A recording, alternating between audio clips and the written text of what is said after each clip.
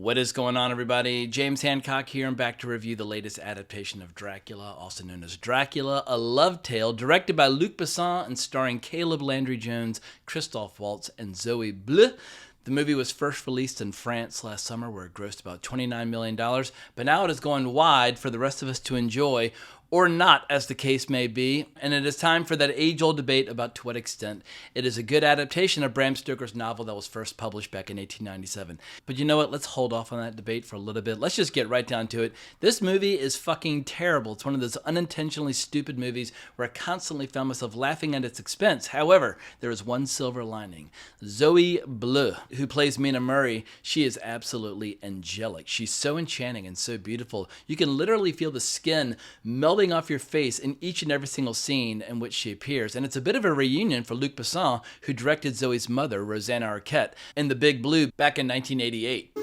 How's he gonna breathe? He isn't. In that movie, I would definitely recommend. But Dracula, it's awful. And I'm not even sure to what extent spoilers even matter for this video, because I don't think there are going to be a lot of people who go see it. Plus, at this point, there have been over 90 movies featuring the character of Dracula. We all know the story at this point. And I'll get to my favorite adaptations later in the video, but let's put it like this. While I was watching it, this is the impression I got. So imagine this scenario.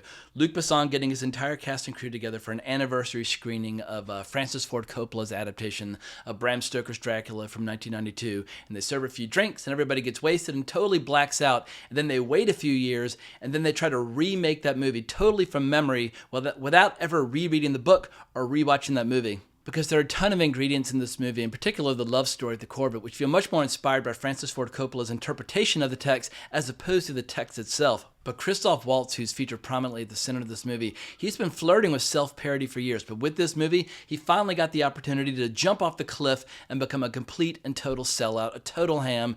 And Caleb Landry Jones, he's a very talented young actor, but this role basically gave him an excuse to make up a ridiculous-sounding accent where he could proceed to mumble and slur and basically spout out gibberish for the rest of the movie, like, "I'm from Wallachia, I'm Dracula." But his accent doesn't suggest a place or region that his character might be from. It's basically just this big, broad Eastern European caricature that makes him seem more like a character from like a movie directed by the Wayans brothers. Like if Caleb Landry Jones as Dracula were to show up in Scary Movie 1, 2, or 3, it would be totally appropriate. And for some reason, and I have no idea why, in all the quote-unquote romantic scenes in the movie, Caleb Landry Jones, his face is constantly covered in like grease or oil or drool or spittle, and he spends half the movie just kind of wiping all that grease and drool all over the face of Zoe Bleu. It is going to sound like I'm making this up, but early on in the movie, there's a scene where he's wearing this really bulky armor where he can kind of barely move it, he can barely fit in, but there's a scene where he's lying down and the armor's kind of pushing up on him,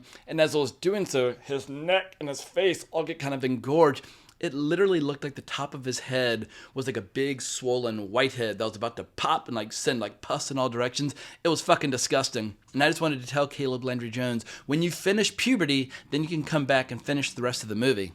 And Luc Besson, a director that I've really enjoyed over the years, who back in the 1980s and 1990s was one of those rare European directors where he kind of translated to American audiences and got wide distribution, but he gave us this incredible hot streak of Subway, The Big Blue, La Femme Nikita, and Léon, aka The Professional, as it was released in the United States. That four-movie hot streak, I think, has withstood the test of time very, very well, and all those movies are well worth revisiting. And some people might include The Fifth Element in that. For me, The Fifth Element, while it's very visionary, it's also very silly, and I can't stand it when Luc Besson gets into kind of the realm of silliness, as I'll get to more in my review for Dracula. And also, I should add that in his home country of France, Luc Besson has been officially uncancelled. He had a few sexual assault allegations hurled against him a couple of years ago, and the French courts have dismissed all of them. So this movie is effectively his comeback. He's ready to return to work full time. But unfortunately with this movie, Luc Besson completely abandons anything resembling good taste or his signature style, all while surrendering to this loathsome tone that I can only describe as kind of childish, bordering on silly, but without ever actually being funny. But that's not the worst of it. But to tell you more, I will have to go into spoilers, so last warning, 3, 2, 1. All right, so let's get serious for a second, because we have to talk about an ingredient that is so unintentionally stupid and such a complete and total creative misfire. I'm not entirely sure that I'll ever recover, because this movie features magical stone gargoyles, which are about as scary and about as exciting as the Minions in the Despicable Me franchise, but considerably less interesting. And I've read the novel Dracula twice, and I've seen a lot of strange, unusual interpretations over the years, but I've never seen a director decide to include magical digital stone gargoyles like it's a remake of Beauty and the Beast, and they look completely and totally ridiculous because they don't match anything else in the movie because they're the only major digital effects in the film. But even worse, when they go into action, it's a little bit like they're auditioning for a fucking Disney movie, even going so far as to copy the moves that we see in Disney movies. And I shit you not, at one point a gargoyle is battling a local soldier, and it runs up to him and does that move that we've seen Black Widow do a million times in the Marvel movies, where they jump up and wrap their thighs around someone's head and then flip them over.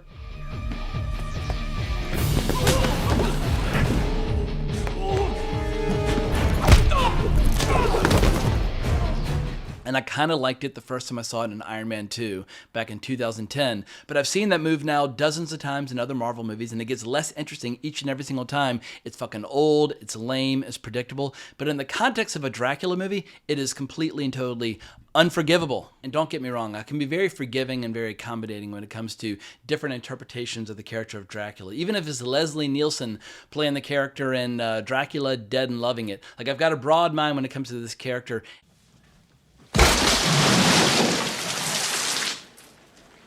Oh my God! So much blood! She just ate! And sometimes a comedic tone can work really well for the character, like in Abbott and Costello Meet Frankenstein, where you have all the classic Universal monsters going up against Abbott and Costello, and it was absolutely fantastic. And actually, there are moments in that movie which have unexpected kind of gravitas and dramatic intensity, like when Bela Lugosi's trying to escape at the very end, and the Wolfman jumps up and grabs him as he's transforming, and they plummet down below. It's fucking cool as shit, and far cooler than anything that happens in Luc Besson's film. And when it came to Hammer horror in the 50s, 60s, and 70s, there are a ton of interpretations of vampires and Dracula all within that studio. You have like your classic kind of gothic romance or classic gothic horror stories with Christopher Lee, but you also have the 60s pop culture with one of the all-time great movie posters for Dracula is Risen from the Grave. And then by the early 70s, a lot of those Hammer horror films featuring either Dracula or vampires got right up to the edge of flirting with softcore porn without ever quite going over the edge. In any case, my point is, I've got a big heart when it comes to different interpretations of the story of Dracula. But no matter how big your heart might be, and no matter how open-minded you might be when it comes to different interpretations of the character, there's a scene in this movie that just defies credulity, where we're seeing how over the centuries Dracula's been trying to figure out ways to find his lost love of Elisabetta, because he believes at some point her soul is so pure and so noble, she will be reborn somewhere. But he's got to figure out a way of kind of how does he lure her out of the shadows and find her. So he starts developing all these strange perfumes that are irresistible to women. And there's a scene where, I guess it must be like in the mid-1700s, where he goes to one of those kind of powdered wig, like French aristocracy parties, where he starts putting on this perfume, and all these women start turning to him and going crazy. It's a little bit like the entire cast and crew took fucking LSD and tried to recreate a scene from Dangerous Liaisons, but I don't even know how to put it into words. It was so extreme and over the top, but it wasn't scary, it wasn't sexy, it wasn't romantic. It's just silly. And I'm going to keep coming back to that word because Luc Besson is very clearly reaching for a very specific tone and a very specific style with this movie, because he wanted to make a full-blown romantic love story featuring Dracula. And I applaud him for it. You know, do whatever you want with your interpretation, but give us the best version of that interpretation humanly possible.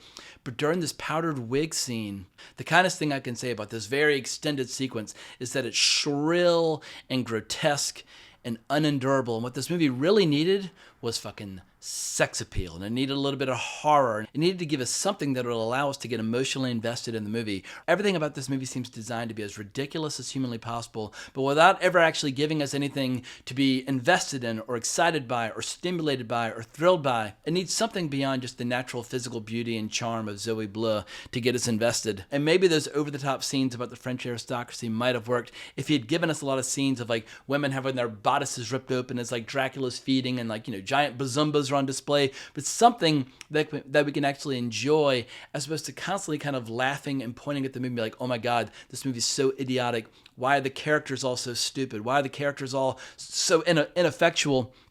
one of the coolest parts of Bram Stoker's Dracula and all the good adaptations of the book over the year or the play over the years have been kind of the team of adventurers that gather around Van Helsing as he embarks upon his mission of taking down Dracula. All those characters in this movie are completely and totally fucking worthless. So put simply and put bluntly, it's a mess. And for the first half of the movie, I was constantly rising on my seat saying like, fuck this shit, life's too short, why am I watching this?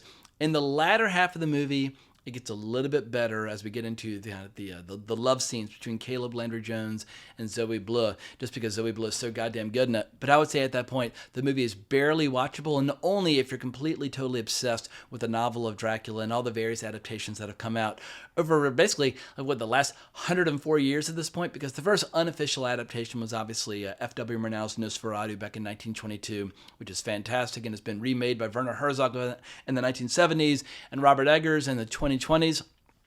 But when it comes to actual full-blown adaptations of the novel, I like Bela Lugosi's interpretation, but that's more of an adaptation of the play adaptation of the novel as opposed to the novel itself. And obviously, everybody loves Christopher Lee, and the best version that he ever did was The Horror of Dracula in the 1950s. But really, there's a very short list of good movies featuring Dracula as opposed to the very long list of great movies just featuring vampires in general. Like when I was a little kid, I grew up on Fright Night. Fright Night was like kind of my first vampire movie that I watched over and over and over again, and that led me to The Lost Boys and a bunch of other great vampire movies. But like Dracula's not in any of those movies, but they're killer vampire films. Or The Hunger featuring Catherine Deneuve and David Bowie, or all those crazy erotic vampire movies from the early 70s, my favorite of which is probably Vampires with a Y, directed by Jose Ramon Larraz. But getting back to adaptations of Dracula, the best example I can think of is 50% a great movie and 50% a terrible movie. And I'm talking about Francis Ford Coppola's 1992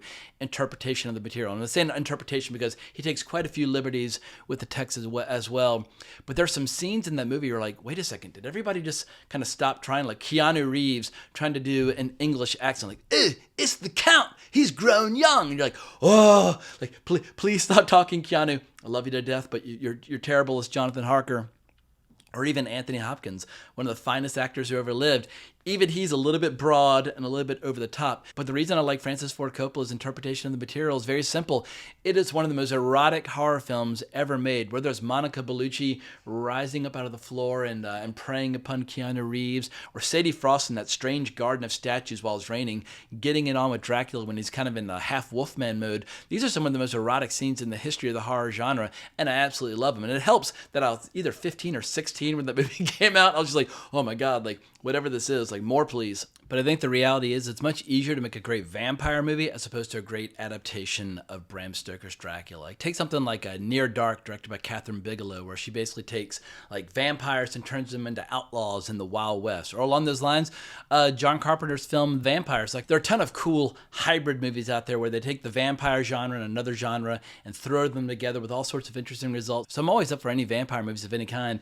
But when it comes to Bram Stoker's Dracula, the reality is I don't think anybody's ever gonna do the definitive adaptation of the novel. But the good news is, here we are, 129 years later, and the book still works. It remains an incredibly gripping read. As Clive Barker famously said, it is a first-rate, trashy novel, and I think that's the best way to describe it. So I wish Luc Besson had taken the character of Dracula, tossed it over his shoulder, forgotten all about Bram Stoker's story, and just started from scratch, from ground zero with his own vampire story. Like imagine if he made a movie like La Femme Nikita, but added vampires. Like La Femme Nikita, for me, is the epitome of like French cool, French sophistication, French sexiness, where you have this outrageously sexy girl wearing fishnet stockings, running around on missions, blowing guys' heads off. But you could very easily combine La Femme Nikita with a few vampires and come up with something very unusual, very fresh, very original. So Luc Besson, I am rooting for your comeback, but I'm just going to recommend that people go back to your hot streak from the 1980s. Like I said before, it's Subway, followed by The Big Blue, and make sure you watch the European cut, not the US cut,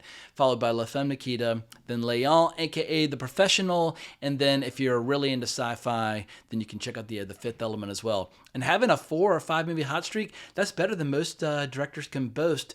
And like I said before, he's one of those rare European directors where in the 80s and 90s, his movies would be, widely distributed in the US at a time where foreign films were basically it was very unusual in the 80s and 90s for European movies to get mainstream acceptance and mainstream success with American audiences. So he's one of those rare few that managed to break through. So Luc Besson, your reputation remains more or less intact, but yeah, this movie, it's one of the worst movies that I've seen in recent memory, and I think that's about all I've got to say about Dracula, aka Dracula, A Love Tale. But let me know what you think down in the comments below. If you enjoyed this video, please consider liking, subscribing, hitting that notification bell, but more importantly, as always, onwards and upwards.